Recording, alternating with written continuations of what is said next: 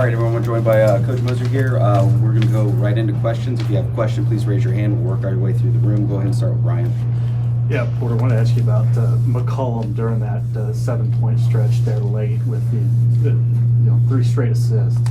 How important was that, and just how big is that, being able to be effective and without scoring? You know what? He made great decisions. You got to give yourself up sometimes. They were really heating him up, and he made some great decisions. And we went to the other action, and he did Sam was rolling, and then we Javion made some really good plays out of that. I thought one of the keys was first of all, I think Iowa State's one of the best teams in the country. I mean, they're so hard to score against. They're so physical, and they do it in a basketball fundamental way. The way they switch, the way they hedge, the way they guard you the ball. It's just so fundamentally physical. And I thought for us, being down 1 with 4 minutes left, the resolve our guys had to stay with it and to get some scores and stops in the last 4 minutes, because a lot of these games are going to be exactly like this down to these last 4. We'll go Cliff, then Bob. Yeah, you held Lipsy to season low 4 points, 1 for 10 shooting. What worked against him? Well, he caused a lot of havoc. I mean, he's so good. I mean, he goes downhill, so he had a lot of hockey assists. I don't know how many assists he ended up with. I know the shooting, but he had 5 assists, and he was laying some of those assists were just like silver platter assists. It wasn't like the assist that I used to get, just to throw it and a guy go makes a play and I got that assist. He laid up some silver platter assists, and just a lot of respect for him. Our guys had a lot of respect for him to guard, and we did a good job. Go ahead, Bob. Porter, you've mentioned time and time again about 8 starters, but what Latre and Soares did off the bench, especially Soares with rebounding, that experience really paid off tonight. He had some physical rebounds. He didn't have that rebound where, it was off a free throw, although we gave up a free throw dunk, which is crazy. But he had some in-traffic rebounds, Waldo did, 9 of them. Latre, John, again, and it's been the story. We have 8 guys that might be different guys, different nights. And I love Trey's mental approach to go 1 for 7 one game, and then no one even faced it. There's not one person that had even an ounce of concern.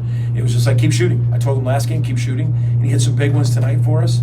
But I thought Waldo played really good defense and 9 big rebounds, and they were physical rebounds. We'll go James and Jesse. Porter, it seemed like so many times that Milos and Javion had to dribble through trash and then make the pass, and they did it so well and got you a bucket. How difficult. That's so hard for those guys to do it. Talk about your guard play. But it's the attention they got. Yeah. Their ball screen defense. Their 5s are really mobile, so they can hedge, they can come on up, and their guards are physical, and it makes it real hard on you. I guarantee those 2 are worn out right now because you have to work really hard with their ball screen coverage. And I felt that those guys did a good job. They each had 5 assists again, and both of them made huge plays to help us win. Well, they both played over 30 minutes. I'm sorry? They both played over 30 minutes. We've been subbing a lot. And even then, there's times where I was like, I'd take them out at like the 8:40 mark and say, hey, you got to the media. I'd sit them to the media, so I was trying to get them a minute here, a minute there. But they're so valuable, especially against a defense like Iowa State, which there's not a lot there. There's not a lot there. You need 2 primary ball handlers against Iowa State a lot.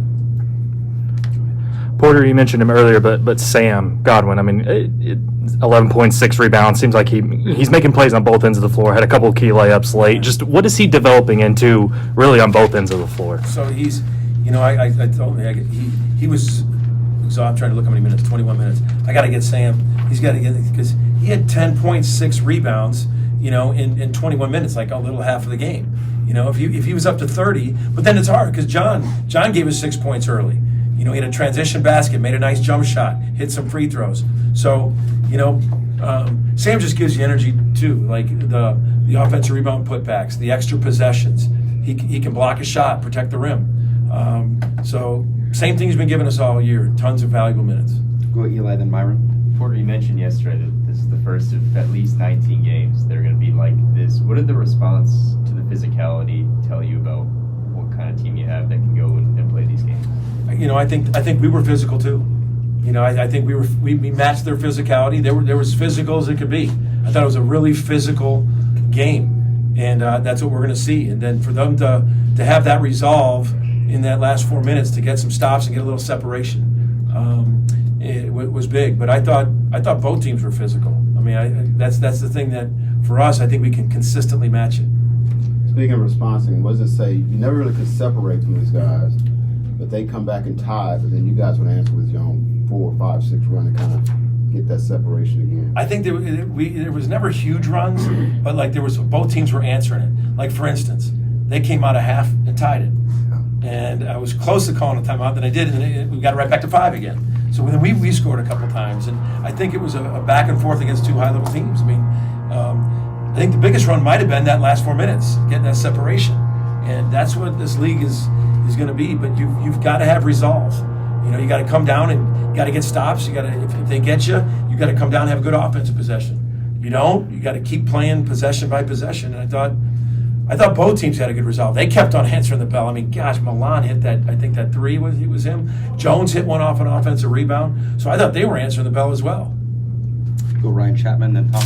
Back to JV, we've seen a couple times this year. I feel like the Arkansas game is a great example of him like thinking through the game and feels like he figures out the defense as the game goes on. They kind of manifested those assists. Like, what is about his mental game that you've seen him allow that? Well, the one that I really liked was the one where he was getting heated up on the ball screen. He kind of, Los does this a lot. Los did it last game, and he kind of looks you off, and then he finds Sam late. And I thought Javion did that. He found Sam late on that thing, and that's a not getting too sped up play, and that's what Iowa State does. They speed you up because they're so physical. They're so coming at you. Sometimes you get sped up, and I thought he didn't get sped up down the stretch. With Otega, do you feel like those back-to-back fouls there like kind of took him out of rhythm, and just what does it say about him to, even though he wasn't really involved offensively, to hit those free throws down the stretch? I told him. I mean, he hit. I went right at him, and made a real quick hitter play that he got fouled on in that timeout. When I called the timeout, I went right at Tega because I wanted him to get some confidence, get it going, and he got fouled, and then he has that ability to draw fouls, but. You know, he got 2 quick ones, and that I told him, I'm playing you in the first half. I kept on playing him, and I was only about a minute here, a minute there, but I wanted him to know that I wanted him to be there for the second half, and I thought he did some good defensive things second half, you know, he did. He stepped up, made some big free throws. Go Josh, then Gracie. Yeah, Porter, I want to ask you about the crowd impact that you felt late in this game, especially. It was pretty full in there. I just said on Toby Rowland's radio, he said, first things first, what about the finish? I said, first things first. Anybody who's leaving this arena, listening on the radio, thank you. I mean, the people that were here were loud. You could tell it. You could tell the last 4 minutes it was a little bit different than we've had in here, you know. And I just think, man, we could just keep growing it. I mean, just there was we got to keep going. Students coming back, I think, the next time. We got the students back next game, but I thought the crowd was definitely a factor. They were great, and we could just build on it. We can build on it. This is the first game all season that y'all been outscored in the paint. What do you kind of think led to not being able to get stops down low? Credit to Iowa State. That's what they do. They eliminate the paint because they rotate so hard. It's a crazy stat. Look it up. The last 2 years, this year and last year, out of all the games, only one team has made 20 2-point field goals against Iowa State. That was Texas A&M this year. That's a crazy stat.